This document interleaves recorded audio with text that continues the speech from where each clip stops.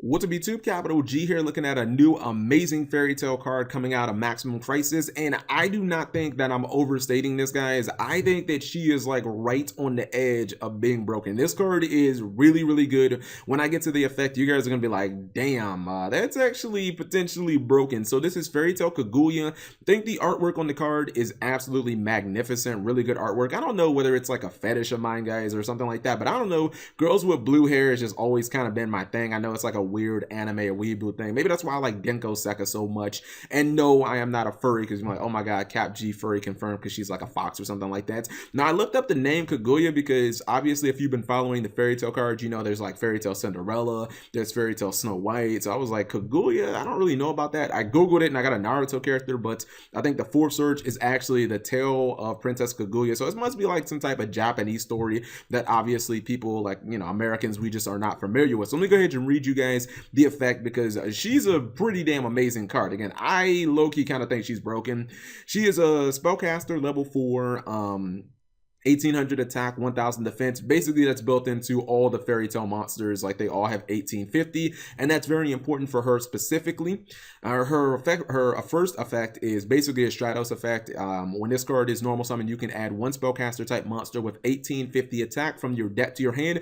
Okay, there's two important things here. Number one, she searches the entire archetype, and yes, she can search herself. In addition, I guess you can play, or you can search the familiar possessed cards. I don't think anyone plays those, but the important thing is she can search all the fairy tale cards, and you could technically just throw her into a deck, like 3 copies of her, and she'd honestly be able to always +1 by searching herself, or at least she'd be able to do that, you know, a couple of times. And the second thing is, this effect is not once per turn. I know that sounds a little weird. You guys are like, oh, cap, it requires your normal summon. Hey man, Brilliant Fusion is a thing, guys, unless Konami's gonna ban that shit. But you guys get it. I do think it's kind of weird that not only is it once per turn, but she can search herself. Like Konami pretty much has taken both of those things out of the game. Like look at a card like Deneb, or what's it called, Performapal Joker or something. Like usually Konami takes stuff like that out of the game. Second effect, and this is the reason why I think that when you combine this with effect number 1, I'm like, she's kind of low-key broken. Once per turn, during either player's turn, you can target one face-up monster your opponent controls.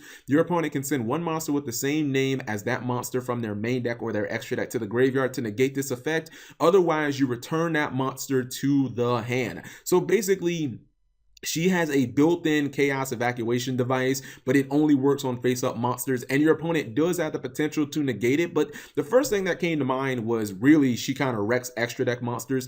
Number one, because there's not a lot of extra deck monsters in the game that people play 3 copies of, guys. Like, can you name anything that decks like absolutely have to play 3 copies of, outside of like Dante and maybe, you know, Totally Awesome and like Paleozoics or something like that? Like, even if your opponent does get rid of the first effect, you can just activate it again during their turn. Like, let's just say you have Darklaw on the field, right? Okay, I summon this, I try and bounce, or you send a Darklaw to the graveyard so Darklaw doesn't get bounced. When it comes to your turn, as soon as you hit draw phase, I just activate the effect again. Like, chances are you're not playing, you know, 3 copies of Darklaw, so it's like, not only did I eventually get rid of your Darklaw, but now I don't have to worry about it for the entire duel. And obviously, if she, you know, deals with any card that's either limited or that you only run 1 copy of that's in the extra deck, you know, she's basically just another +1 at that point, which means she would technically be +2, like, just during my turn. Like, that's kind of incredible. The fact that, like, let's just say you have an Ignister on the field, right? So I summon her, I automatically +1 by getting another copy. Then I bounce your Ignister. Now I'm basically +2, and I have an 1850